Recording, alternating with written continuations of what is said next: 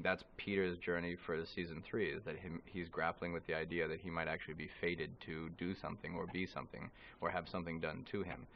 And I think that's a really interesting thing to explore.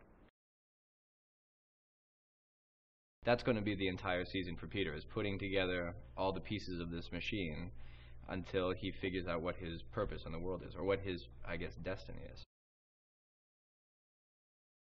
The idea, it seems like, for this season is to have both universes work as completely independent story engines. So on that side you have a fully drawn set of characters who are doing the alternate universe investigations of Fringe events, and then on this side you have the same thing. So I think they're trying to find a balance where the show can live on both sides, and you can see what's happening on both sides.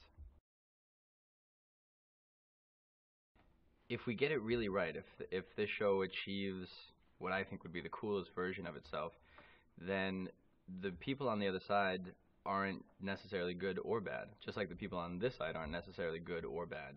We have our group of characters that we're following around, and each one of them should be sort of an interesting enough character that they just exist on their own right. So I hope that eventually this show gets to a place that whenever the crisis happens between the two sides, people, the people who watch our show will be conflicted by not knowing which side they want to root for anymore, because the people that they've lived with for a couple of years on this side, they still hopefully care about, but they've come to know this other group of people who are doing the good work on the other side, and they're not quite sure where their loyalties lie anymore.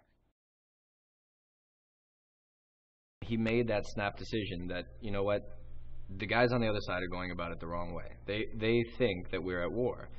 And I think Peter made this decision that all was not as it seemed. It wasn't quite as cut as dried as Walter thought it was, which is that we're being invaded and we need to destroy the invaders.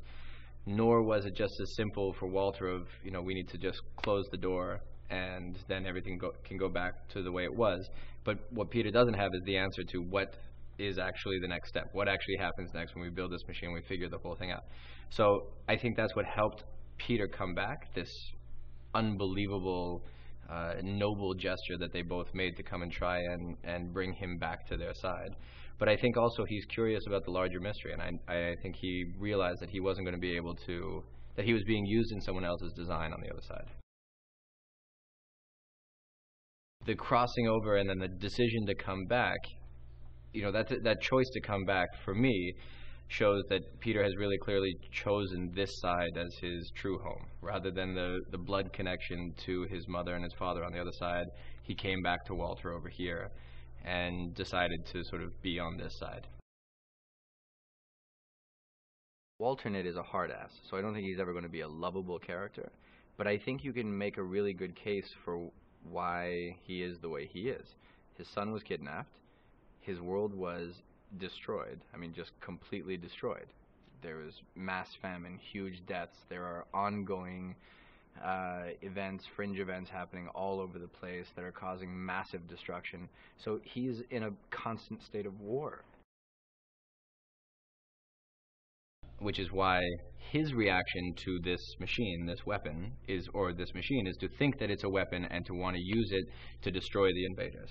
Whereas on our side, and I think this is where Peter's coming from, I think he is slightly less of a warmonger, but I think he feels that there must be something more to this thing.